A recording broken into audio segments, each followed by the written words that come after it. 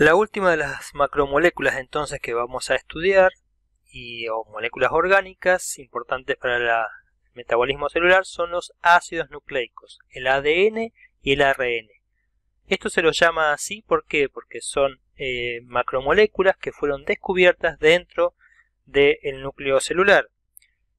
Son muy grandes, como decimos, son macromoléculas, pero realmente son enormes y están formadas fundamentalmente por carbono, hidrógeno, oxígeno, nitrógeno y fósforo. Y tenemos dos variedades o dos formas de los ácidos nucleicos, el ADN y el ARN.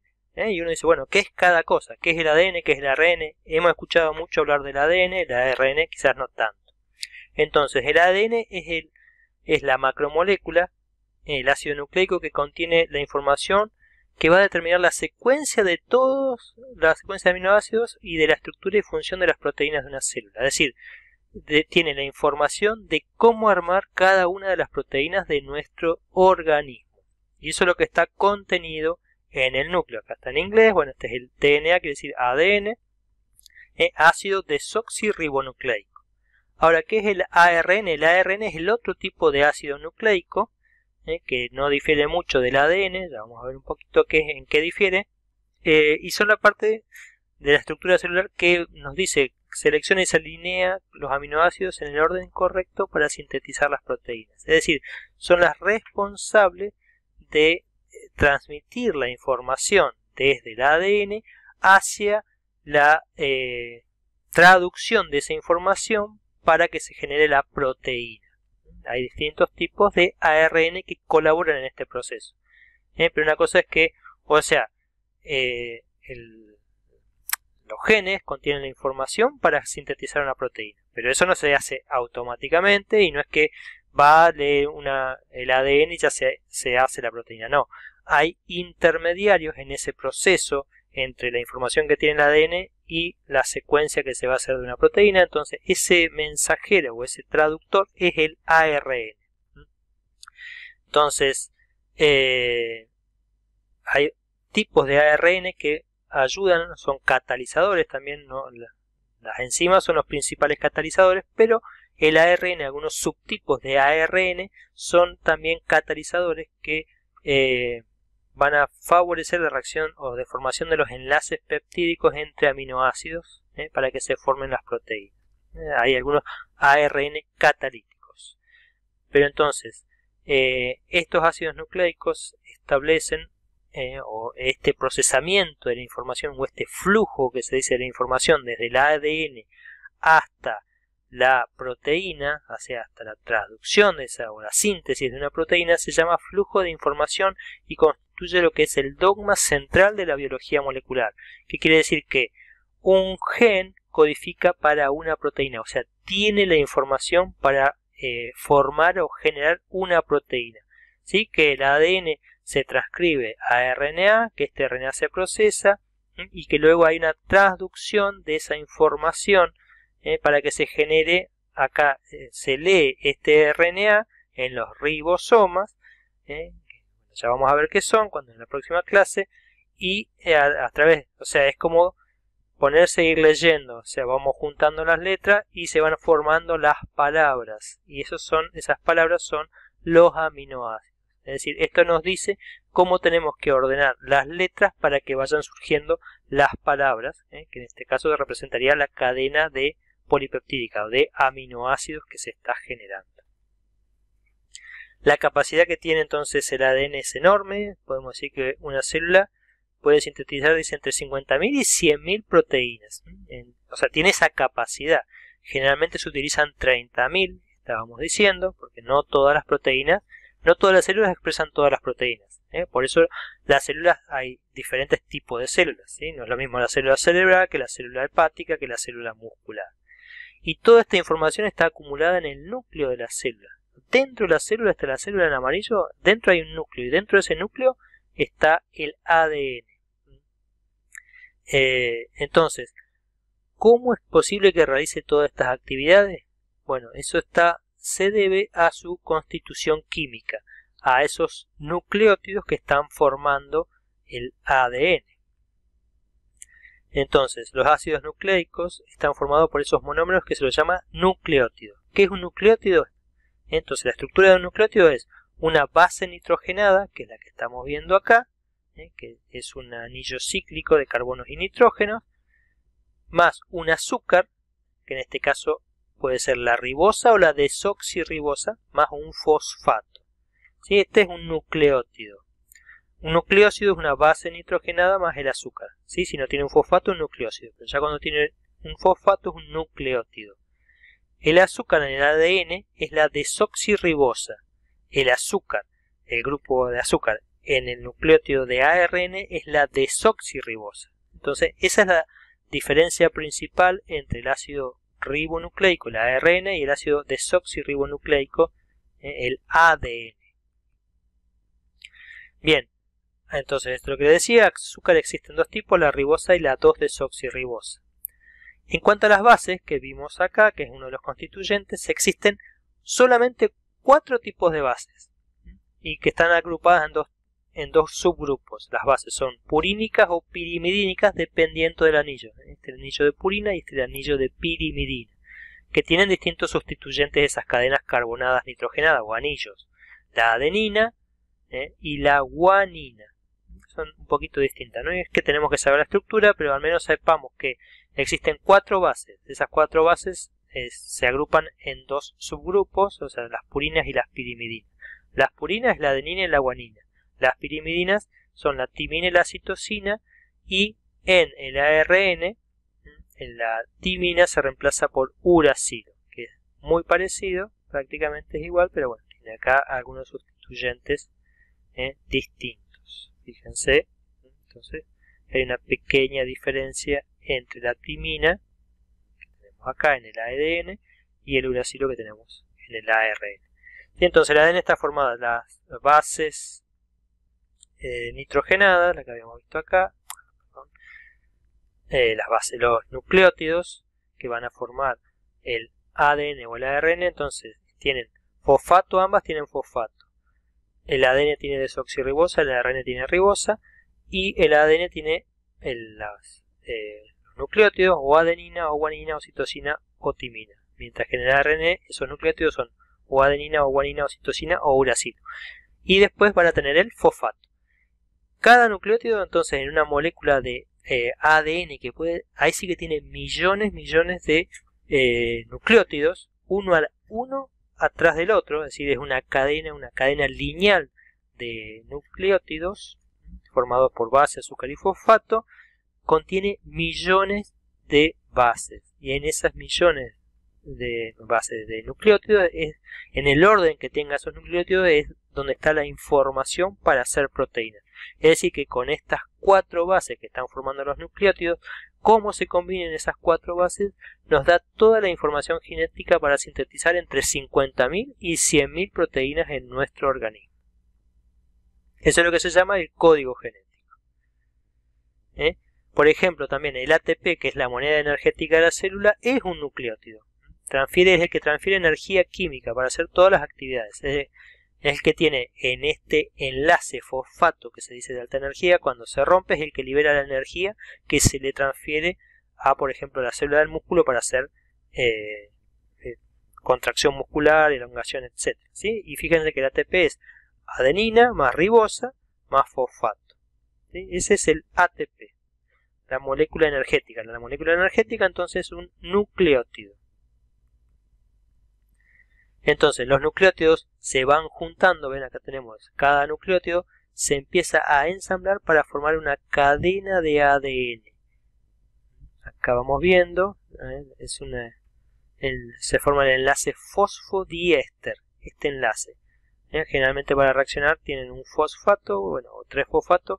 Cada vez que se une un nucleótido a otro nucleótido se realiza a través de este enlace fosfodiéster. Acá tenemos un nucleótido con su base, o sea, a través de el azúcar, los fosfatos, tendríamos fosfato, azúcar y la base, fosfato, azúcar, base, fosfato, azúcar, base. ¿Sí? Entonces, acá tenemos un nucleótido, otro nucleótido, otro nucleótido. Citosina, adenina, guanina. ¿Sí? Se los enumeran numerando o nombrando de esta forma, perdón, citosina, adenina, guanina, y de ''esta manera se va formando una cadena lineal. Una hebra de ácido nucleico es un polímero lineal con una dirección que dice de 5', es decir, desde acá, desde esta posición, hacia la 3'. En esa dirección es como se va leyendo una hebra de ADN. Y recordemos entonces, vieron que siempre vemos que el ADN es como una escalerita con dos barandas. Bueno, cada baranda es una hebra de ácido nucleico. ¿Por qué? Una hebra de ácido nucleico es el que contiene la información, pero después se aparea con una hebra complementaria. Entonces forman esa doble hebra de ADN. Entonces, esa doble hélice o doble cadena fue postulada en 1953 por Watson y Crick, que recibieron el Premio Nobel de Medicina por sus descubrimientos. Ellos se dieron cuenta entonces que esta hebra de ADN, o esta que va de 5' a 3', se aparea con otra hebra complementaria que va en el sentido 5' a 3'. Sería como una imagen especular. Y que estas bases entre sí en esa doble hebra se unen mediante puentes de hidrógeno. Acá tenemos, y hay reglas para la unión. La adenina siempre se une con la timina, la citosina con la guanina. Acá fíjense que tenemos TA, GC, CG, TA, AT, AT, CG. De esta manera vamos leyendo la hebra de ADN y vamos viendo que entonces que siempre la adenina con timina y la citosina con guanina, o la guanina con citosina y la timina con adenina. Siempre son esas las uniones posibles. Una base purínica con una pirimidínica. Y que, bueno, ahí fíjense que acá cuando tenemos una AT se establecen dos puentes de hidrógeno, esto es lo que está simbolizando esta rayita, mientras que en una base, cuando se unen la GC, guanina con citosina, se establecen tres puentes de hidrógeno. Por lo tanto, esta unión, ¿qué les parece? Va a ser mucho más fuerte, o es un poco más fuerte que esta que tiene dos. O sea, que tiene dos puentes de hidrógeno, es un poco más débil que el que tiene tres puentes de hidrógeno. Y esta, bueno, es la doble hebra de ADN en cada una de las bases. Acá estamos viendo por fuera cómo nos quedan las bases, mientras que en el interior está ese enlace fosfodiéster entre el azúcar y los fosfatos. De esta manera la hebra o la doble hebra va creciendo y se va enlazando. Como les digo, como si fuera una escalera con dos barandas.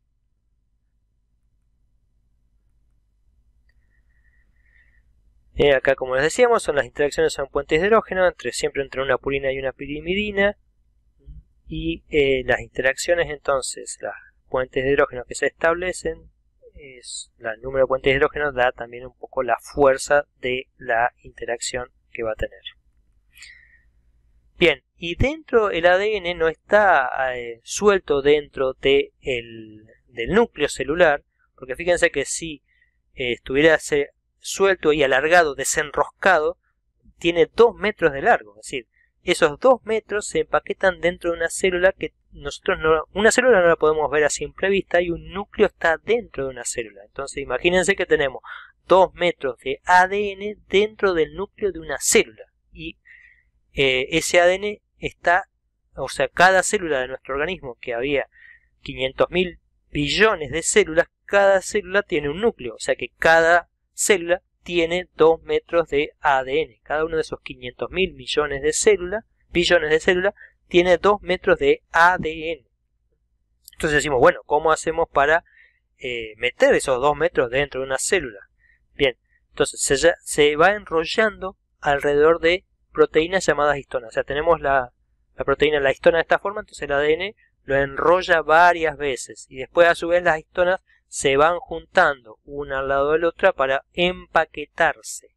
De esta manera entonces tenemos el ADN que se va empaquetando, y a su vez se va ese empaquetamiento de histonas todas juntas con el ADN, a su vez también se empieza a plegar sobre sí mismo, y esos plegamientos sobre sí mismos después son los que terminan generando los cromosomas. Es decir, los cromosomas son empaquetamientos de ADN con estructuras supramoleculares, donde vemos que están haciendo así curvas, y si las desenrollamos un poquito vemos que esas curvas o esas uniones de curvas están formadas a su vez por ADN enrollado alrededor de histonas, acá vemos ya las histonas más desenrolladas, y si se desenrollan en las histonas, ahí recién tenemos el ADN. Entonces, esas estructuras supramoleculares que se forman por el enrollamiento de histonas sobre sí mismas y sobre sí mismas de sí mismas, generan los cromosomas, y de esa manera podemos empaquetar 2 metros de ADN dentro de cada núcleo de una de nuestras células. Entonces, el cromosoma es una molécula de ADN empaquetado en histonas y tiene sitios donde comienza a empaquetarse, que se lo llama el telómero. Este va a ser un cromosoma, o sea, el cromosoma en realidad, un cromosoma es esta parte y el otro es la copia de ese cromosoma, o sea que de cada cromosoma tenemos 2 copias. O sea, no solamente es copia paterna, sino que está duplicado. No es que sean distintos, sino que es duplicado. Esta zona afinada del cromosoma es el cinetocoro, el centrómero, y después tenemos bandas donde puede haber ADN más relajado o más empaquetado. Y después acá hay esa constricción secundaria o las regiones satélites que se les llama del cromosoma. Los cromosomas, como vemos, también tienen una sección superior y una inferior, algunas más largas que otras, se les llama el brazo corto en este caso, y si no es el brazo largo. Las células humanas tienen 23 pares de cromosomas que están heredados uno de cada padre. Entonces este es el par 1, este viene del padre, este de la madre, el 2 del padre de la madre, y a su vez cada cromosoma está duplicado. Este contiene información genética y este también, ¿sí? Están duplicados. El del padre está duplicado, el de la madre está duplicado para cada uno de los 23 cromosomas. En este caso es XX, bueno, cuando tenemos así mostrado los 26 o los 23 pares de cromosomas, los 46 cromosomas, se lo llama el cariotipo. Y muchas veces en algunas enfermedades este cariotipo está alterado, es decir, los genetistas pueden analizar cada una de estos cromosomas, es decir, cromosoma 1, 2, 3, 4, o sea, cada cromosoma, cada par de cromosomas tiene su número, se los identifica y se observa en esos cromosomas la estructura del cromosoma en sí. Puede ser que le falte alguna banda o puede ser que una banda esté duplicada. Entonces se analiza el cariotipo humano para buscar algunas enfermedades o macrolesiones de los genes que se los visualiza a nivel cromosómico. También en este caso, el proyecto Genoma Humano lo que hizo fue secuenciar, eso se logró bueno, ya hace unos cuantos años, pero fue un evento muy importante porque marcó un antes y un después en la genómica humana, porque se permitió saber, al menos para algunas personas, cuál era su genoma, es decir, lo que se logró fue leer todas las bases y los órdenes que tiene cada uno de los cromosomas de nuestro cuerpo. O sea, se leyeron 3 billones de pares de bases. Y para ello tuvieron que trabajar 20 centros trabajando en colaboración entre Alemania, Estados Unidos, Japón, Francia y China, y lograron secuenciar esos 3 billones, o sea, 3.000 millones de pares de bases. Bueno, estos fueron 2 personas, Craig Venter y Francis Collins, que son los que lideraron 2 emprendimientos, uno que era estatal, financiado con dinero de los gobiernos, y otro que era privado, financiado por una compañía, que bueno, de su fin eran distintos, pero ellos diseñaron y mejoraron muchos de los métodos de secuenciación, de lectura de estos cromosomas para poder leer esa cantidad impresionante de bases y poder interpretarlo.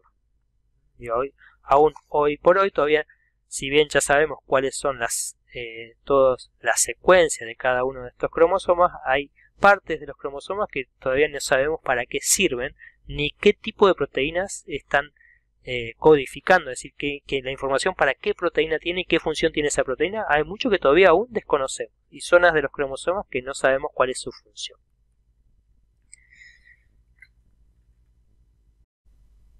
Bien, entonces volviendo a las relaciones que existen entre el ADN y el ARN, entre los ácidos nucleicos, volvemos un poco a lo que es el dogma central de la biología molecular, que establece que en el ADN, ¿sí?, en esos cromosomas que hemos visto que están formados por ADN, se encuentran los genes y que esos genes tienen la información para generar proteínas. Esto se hace a través de un proceso de transcripción de ese ADN, sería el que vemos acá en 2, de ADN a ARN, y ese ARN luego se produce una traducción de la información que tiene el ARN para generar la cadena de aminoácidos nacientes, los polipéptidos. Y existe un tercer proceso importante que es la replicación del ADN, que esto ocurre, esta molécula de ADN se conserva, porque es la molécula que tiene toda la información genética y hay que preservarla y conservarla cuando la célula se divide o cuando el organismo también se está dividiendo o multiplicando, ¿sí? Entonces por eso es importante también que estas moléculas se conserven. Entonces el proceso se llama la replicación. Antes de cada división celular, cuando la célula va a generar dos células hijas, el ADN se tiene que duplicar. Ese proceso se llama entonces replicación. De estos tres procesos importantes decimos, existe la replicación, la transcripción y la traducción. Tres conceptos que también tenemos que tener claros, que bueno, cuesta bastante incorporarlos, así que por eso hagamos el esfuerzo de comprenderlos. En el libro de Tortor está explicado más que nada en el capítulo 3, no en este capítulo 2, porque tiene que ver ya con la parte de la biología celular. Pero los vamos a explicar en esta parte ya para ir introduciendo el tema y adelantando un poquito estos temas.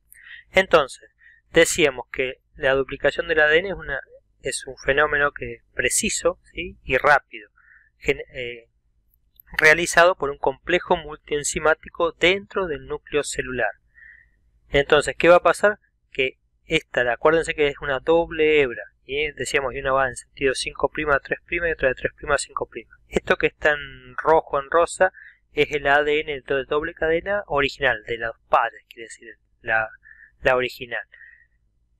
A partir de estos moldes, o sea, cada una de estas hebras va a servir de molde para su hebra complementaria, para la hebra hija, o sea que la hebra, digamos la 1, se abre y se copia una y se copia la otra, ¿sí? Entonces, cada hebra genera una nueva cadena complementaria. Entonces esto se dice, este fenómeno se lo dice como semiconservativo, porque cada hebra se va a obtener la mitad, o sea, vamos a tener dos moléculas, ¿sí?, del ADN doble hebra con una hebra vieja y una hebra nueva, una hebra que es el padre y una hebra que son los hijos, se dice, una hebra vieja y una hebra nueva. Entonces de esta manera son complementarias porque esta es complementaria a la otra. Acuérdense que siempre la adenina se une con la timina, entonces cuando se abre esta que tenía adenina y esta que tenía timina, bueno, acá nuevamente esta sirve de molde, tiene adenina, esta va a tener timina, y esta que tenía timina va a tener adenina. Es decir que la hebra 1 es complementaria a la 2, la copia sería la 2, y esta que era la 2, su copia va a ser la número 1. Y así sucesivamente cuando se vuelve a replicar la célula, cuando se vuelve a replicar, ¿sí? Siempre las cadenas de ADN hijas son copias de sus padres, del ADN padre que viene acá. Se llama de esa forma, ¿sí? Son moléculas. Quizás no es el término adecuado, pero bueno, esa es la forma de definirla, como hebra padre o hebra molde y hebra hija o hebra complementaria. Entonces, por eso se dice que una síntesis es una reacción complementaria y semiconservativa. Y la reacción se produce, ¿sí?, primero por complementariedad. Fíjense que esta es la hebra molde, entonces a partir de cuál se está realizando la copia, va del extremo 5' al extremo 3', y la hebra molde, hijo o hija, va creciendo en el sentido contrario. Entonces hay una complementariedad entre las bases, siempre decimos, de estas bases, adenina, guanina, timina y citosina. Adenina con timina y guanina con citosina son las bases que se unen, que se van apareando. Entonces de esta manera siempre esta va creciendo, adicionándose siempre en su extremo 3'.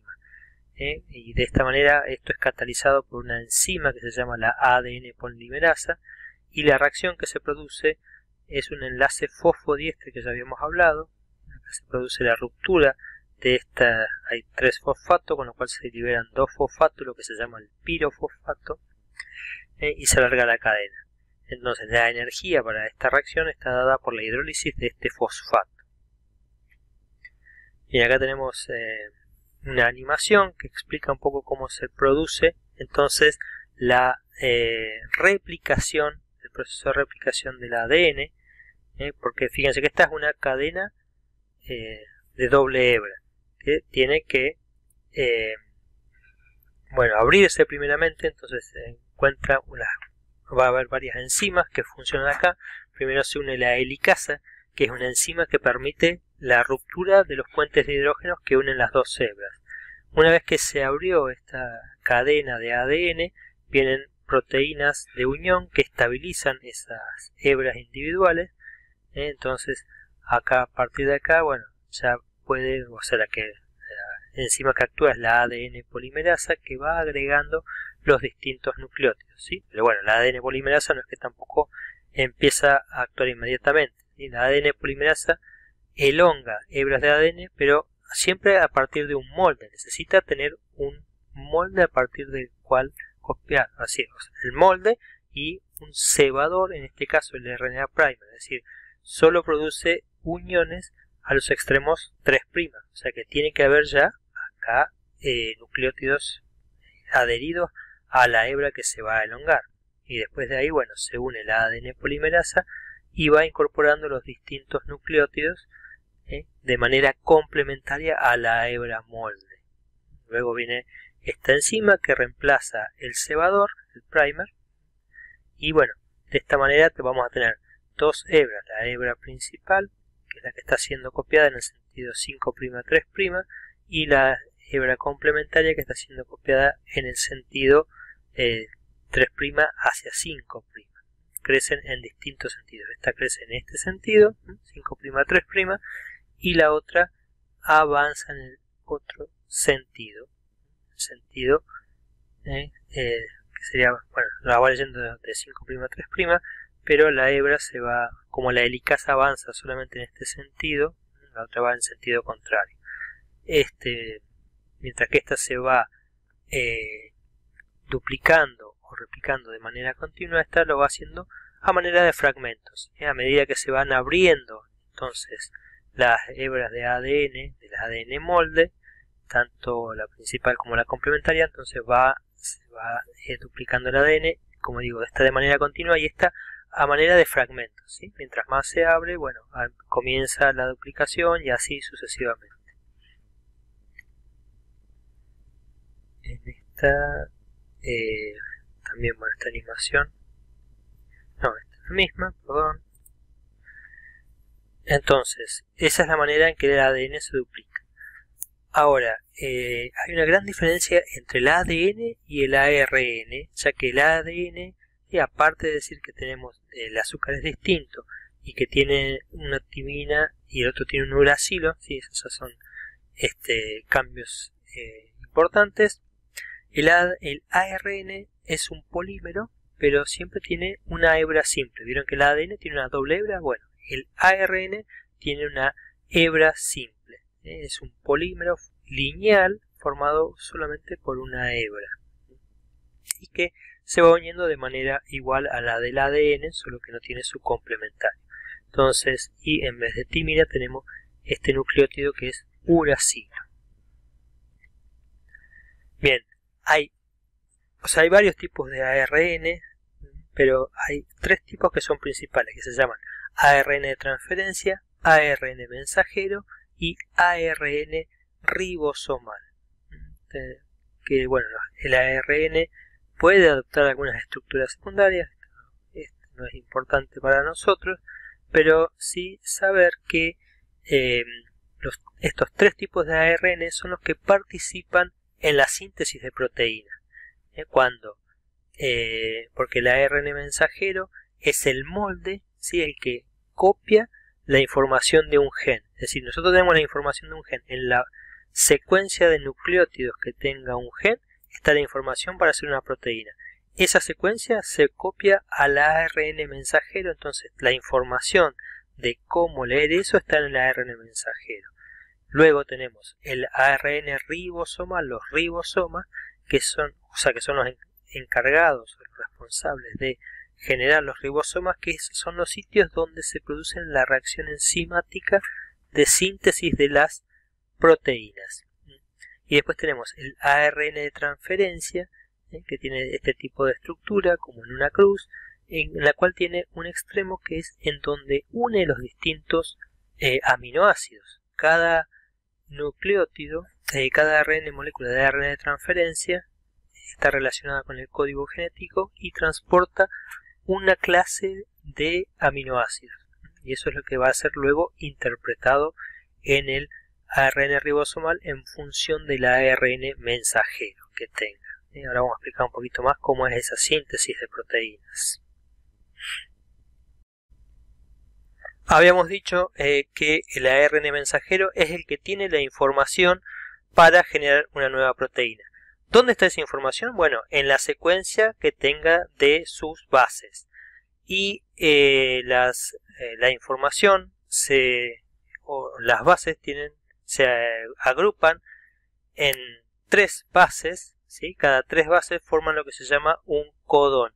Y estas 3 bases es la que tienen la información, cada uno de los codones, para generar un aminoácido.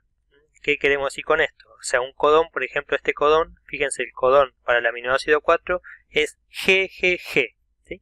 Entonces, estas 3 bases constituyen lo que se llama el codón. Y esas 3 bases GGG, acuérdense que la G se aparea con la C.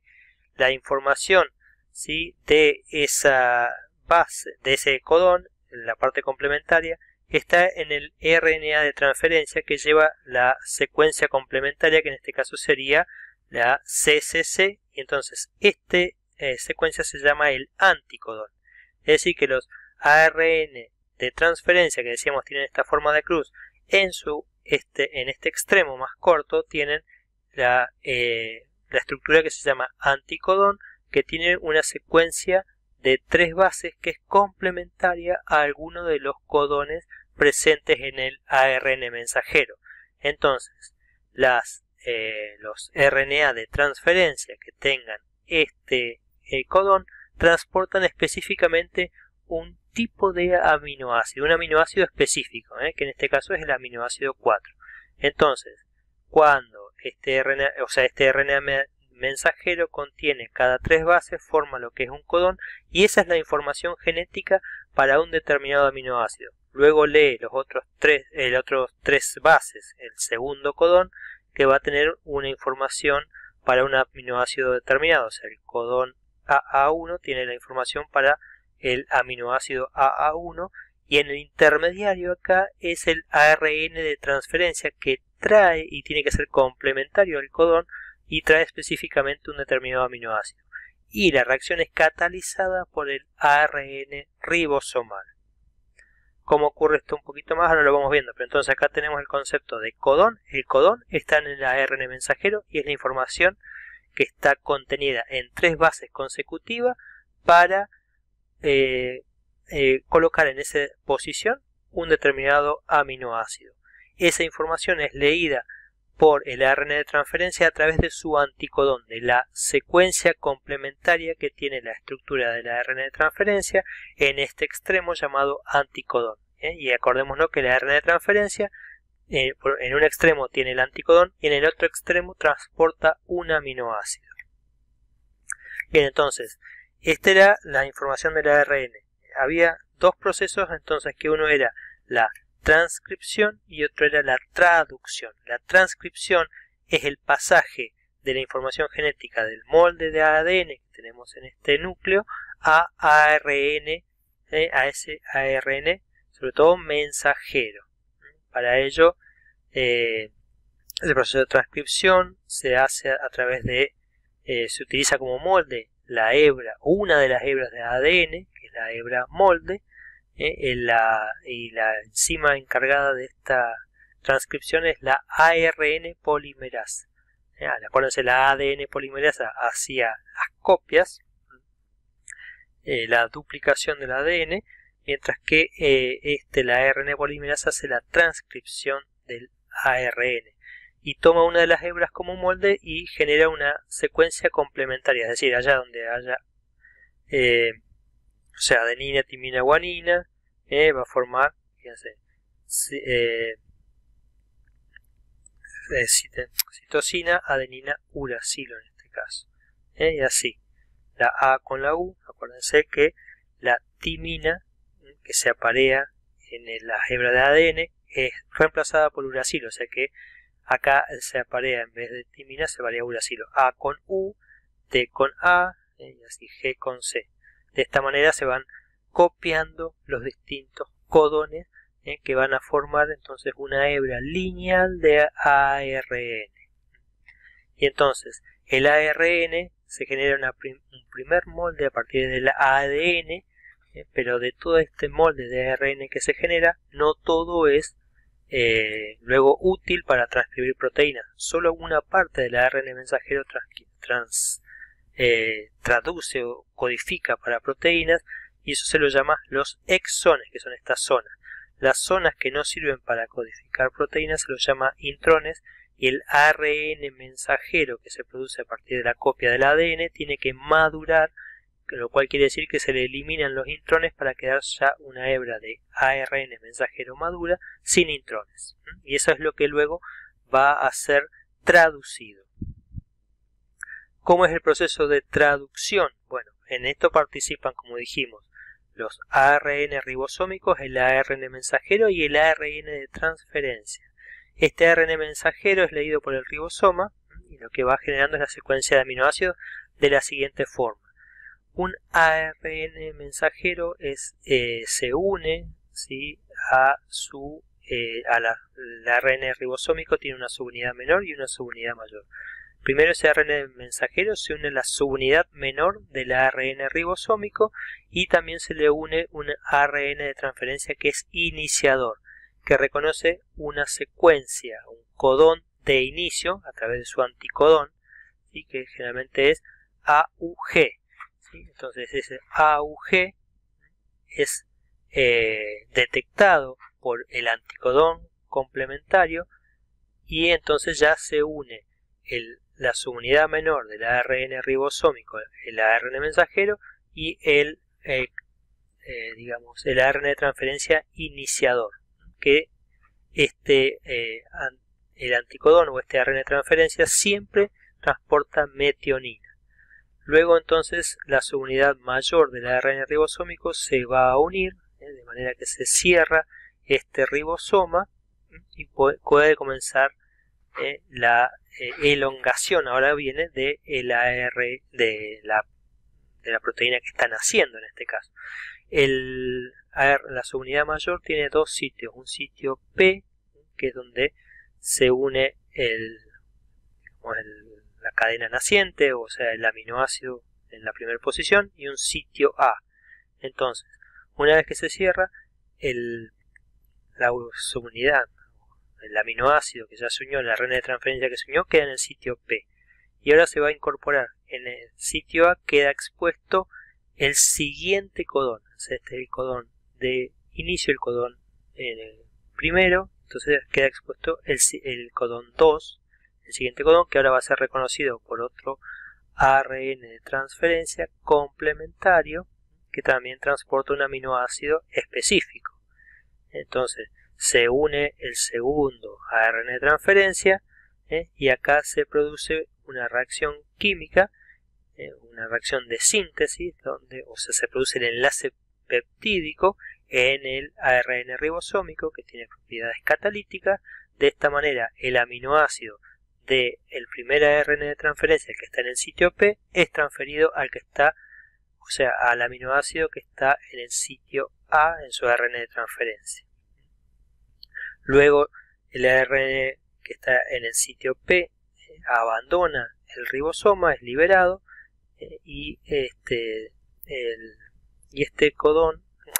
ARN de transferencia se desplaza hacia el sitio P Entonces al dejar el sitio P libre, queda libre el sitio A, al cual puede unirse otro codón y volver a repetirse nuevamente el ciclo a medida que se sigue leyendo, la cadena de ARN. Ahora queda expuesto, ya pasó el primer codón, acá tenemos el segundo codón en el sitio P y el tercer codón que está expuesto al sitio A vacío, hasta que llegue un ARN de transferencia que reconoce este codón con su anticodón complementario y de esta manera se une al tercer residuo y así sucesivamente se va generando este ciclo de elongación de la proteína hasta que se lee todo el ARN mensajero, que es lo que vamos viendo acá. ¿Ves cómo va creciendo?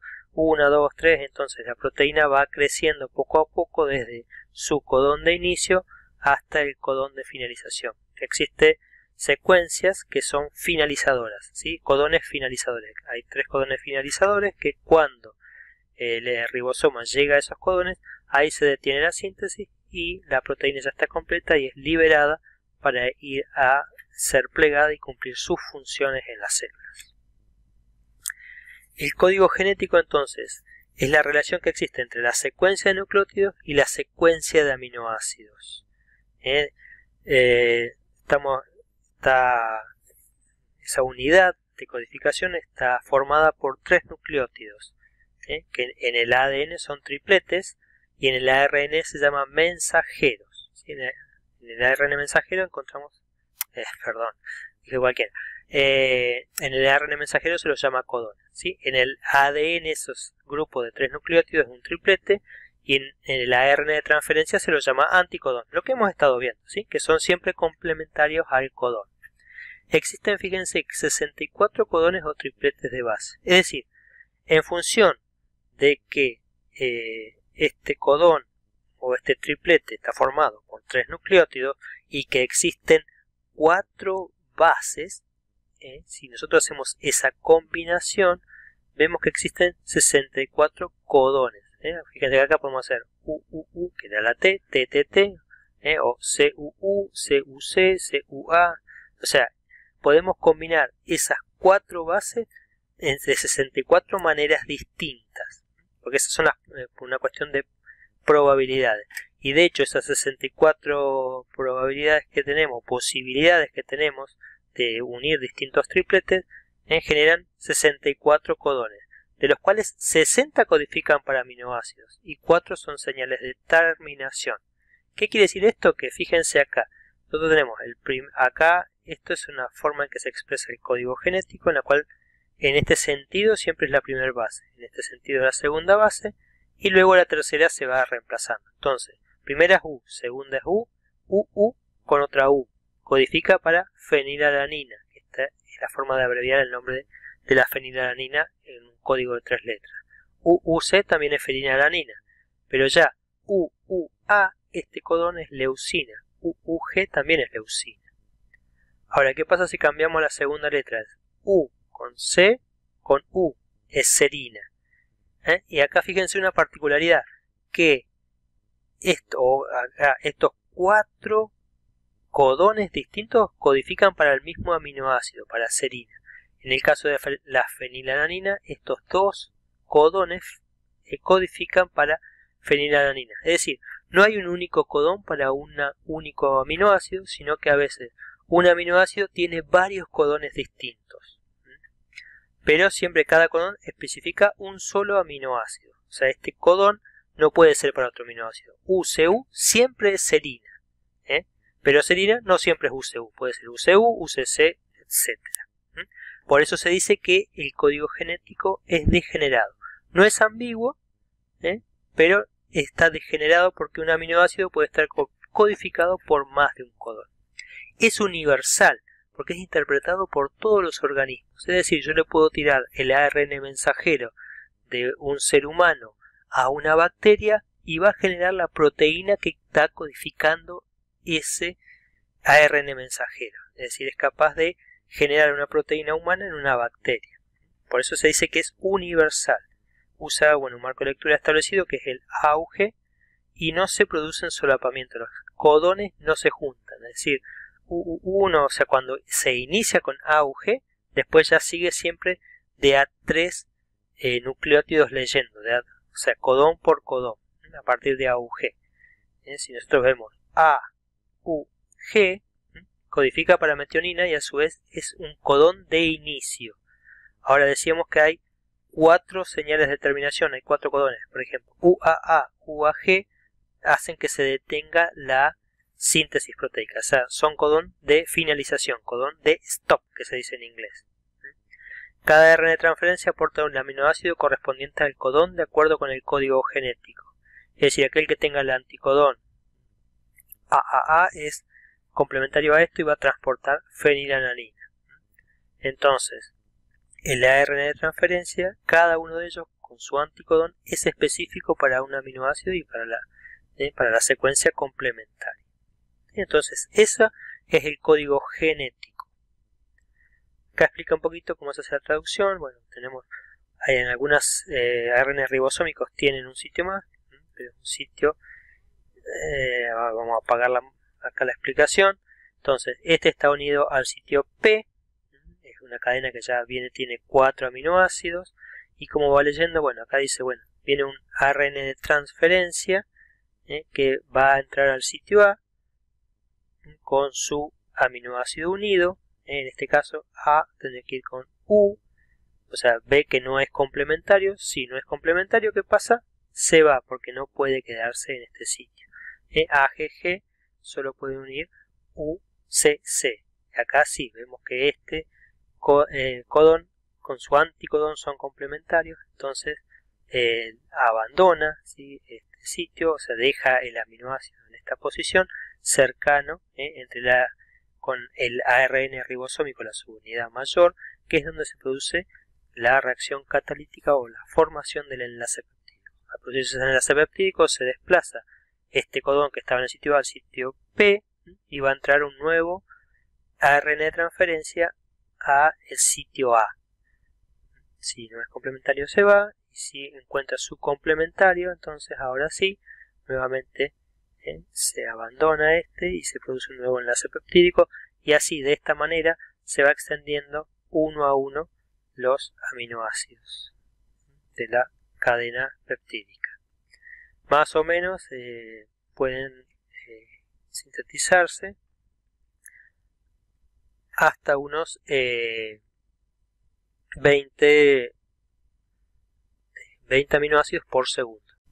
Entonces, por eso la velocidad de síntesis está entre 15 y 20 residuos o aminoácidos por segundo. O sea, una cadena peptídica crece por segundo entre 15 y 20 aminoácidos en este proceso de traducción.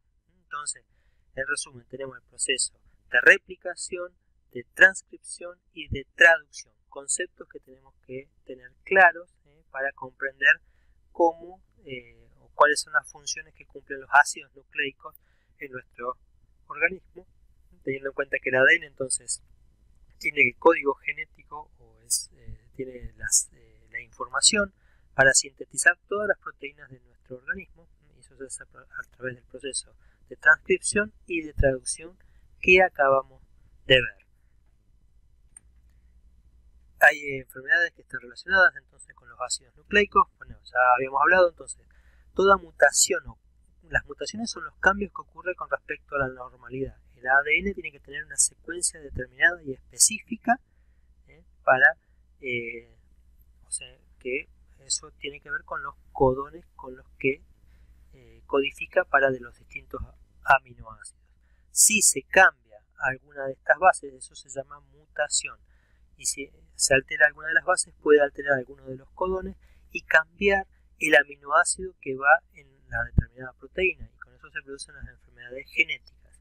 También mutaciones en el ADN, por ejemplo, debido a exposición a radiaciones, puede generar alteraciones en el ADN, cambios o mutaciones, y eso llevar a proteínas o proteínas alteradas o expresión alterada de proteínas, lo cual conduciría a cáncer o puede conducir a cáncer. Estas son mutaciones moleculares. Después puede haber alteraciones cromosómicas, pedazos grandes de cromosomas que se pierden, a veces se duplican, es decir, se aumenta una parte de ese cromosoma al doble, a veces se intercambian intercambian entre las cromátides los distintos pedazos de cromosoma, o se insertan pedazos de cromosoma, o se traslocan. Algunas veces una parte de un cromosoma se pasa a otro cromosoma, como en este caso el cromosoma 4 pasó al cromosoma 20, eso se llama translocaciones, y otras veces hay mutaciones o alteraciones genómicas. El genoma es el conjunto de los 23 pares de cromosomas que tenemos en los núcleos, y a veces en vez de tener una cromosoma del padre y uno de la madre, existen 3 cromosomas, ¿sí? A cada una, por alguna razón o alteración genética, sobra un cromosoma, y a veces puede pasar que falte un cromosoma, y entonces eso es conducir a las distintas enfermedades o patologías. Bien, de esta manera, con esta diapositiva, terminamos entonces la clase 4, que contiene, con la cual hemos visto las principales moléculas orgánicas de nuestro organismo, que están agrupadas en esas 4 clases: los aminoácidos, las proteínas, los lípidos, los glúcidos y los ácidos nucleicos. Nos vemos en la próxima clase.